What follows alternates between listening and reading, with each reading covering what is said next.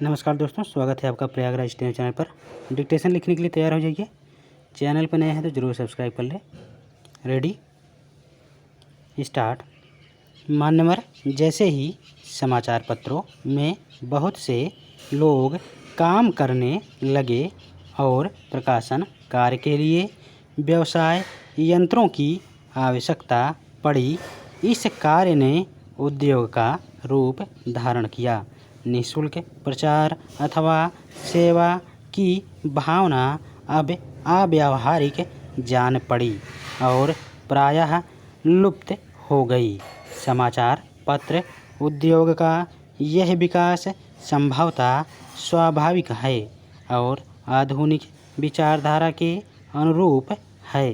फिर भी यद्यपि पत्रों का प्रकाशन एक उद्योग के रूप में होता है, समाचार पत्र स्व उद्देश्य राष्ट्र सेवा की भावना तथा नैतिक दायित्व से एकदम मुँह नहीं मोड़ सकते।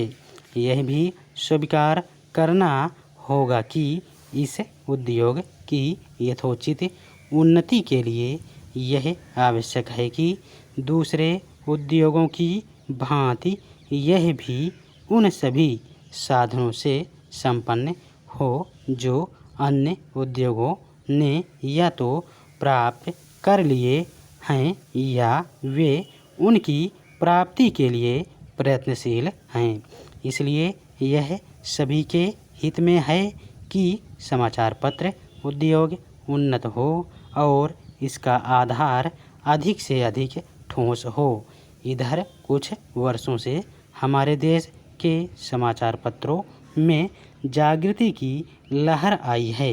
उद्योग की आवश्यकताओं, श्रमजीवी पत्रकारों की मांगों और पाठकों के हितों ने मिलकर ऐसी स्थिति पैदा कर दी कि समाचार पत्रों की दशा पर पुनर्विचार करना आवश्यक हो गया।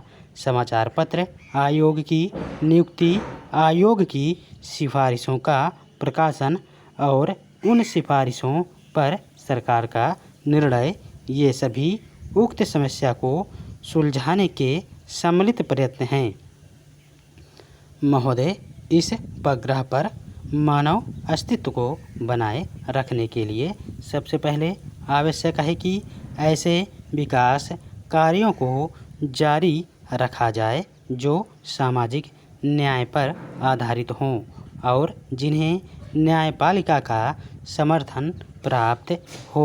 अन्यथा पर्यावरणीय प्रदूषण के कारण न तो पीने के लिए साफ पानी मिलेगा और न सांस लेने के लिए शुद्ध वायु और न ही आश्रय देने वाले वृक्ष ही रहेंगे।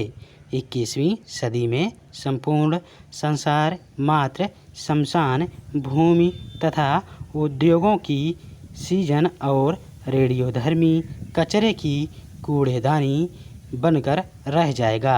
लोभी मानव को सोने का अंडा देने वाली मुर्गी को नहीं मारना चाहिए। वायु, जल, वनस्पतियाँ और पशु पक्षी मनुष्य जाति के अस्तित्व के अभिन्न अंग हैं जिन पर उसका भविष्य निर्भर करता है। सार्वभौमिक न्याय का यही मूल तत्व है जिसे राष्ट्रीय और अंतर्राष्ट्रीय कानूनों का रूप दिया जाना चाहिए।